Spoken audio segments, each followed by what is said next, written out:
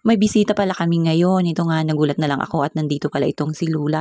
Medyo matagal-tagal din nga na nakapasyal siya dito. Siguro guys, months din bago siya nakabalik nga dito. Gawa ng sabi niya nagkasakit daw po siya tapos marami siyang nararamdaman. Pero minsan talaga, aminin nyo man at sa hindi, minsan meron din niyang patampo-tampo. Alam nyo naman yung ating mga mother. Minsan guys, nagtatampo rin niya na hindi natin alam. Kaya ito nga, habang nagluluto kami dito ni nanay, ayan nga, bigla siyang dumating.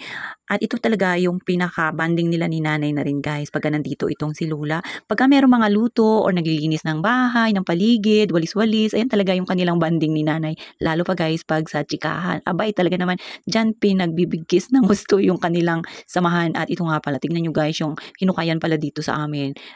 Nag-absent lang si kuya ng one day. Abay, ang dami nakaagad tubig. Napaka-delikado nga ito. Kaya sabi ko kay nanay, ilagyan namin ng harang. Dahil nga itong si Yayam, ang hilig talagang pasilip-silip dyan. Sabi ko nga, sana bukas bumalik na rin itong si kuya dahil nga meron pala siyang inasikaso ngayong araw. Pero sabi nga ni nanay, dumaan nga raw pala dito at nagpaalam. At ito nga si Lula, hindi ko nga alam kung ano nga nakain at inaabot na naman ng kasipagan. Yung bigla ka na lang susulpot dito at yan bigla ka ring sisipagin.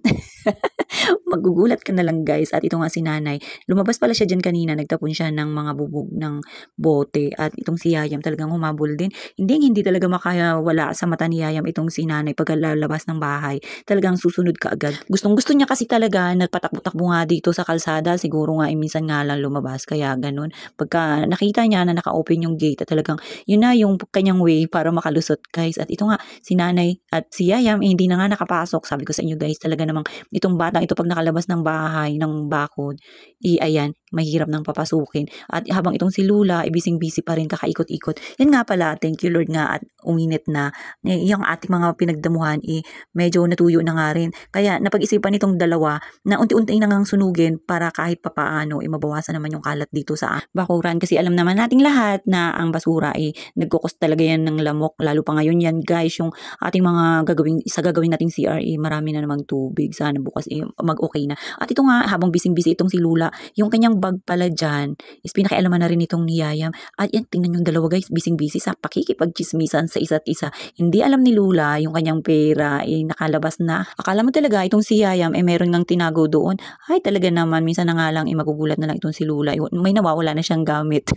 At yan nga, nakapwesto na nga pala yan dyan si Lula guys. Kasi nga, gusto niya magpagupit ng buhok. Kasi itong si nanay, ang lakas din talaga mang urat nitong si nanay guys. Kaya itong si Lula pala, isa rin sa pinunta niya dito, is gusto niya rin na magpagupit sa akin. Kasi nga, pag ako talaga yung gumugupit sa kanya guys, nagugustuhan niya. Kasi nga, bumabagay daw sa kanyang itsura. Dahil nga, payat siya diba guys. Kaya yun ay gustong gusto niya. Talaga namang medyo tumataba raw siya. Yun yung kanyang hairstyle. Kaya yan, yun ulit yung gusto niyang ipagupit sa akin. Dahil nga nagugustuhan niya nga araw. At talaga namang napaka-presko at mukhang babata pa siya ng ilang years. Wow, talaga lang ha. So, paano ba yan guys? Hanggang dyan na lang muna. Kita kasi ulit.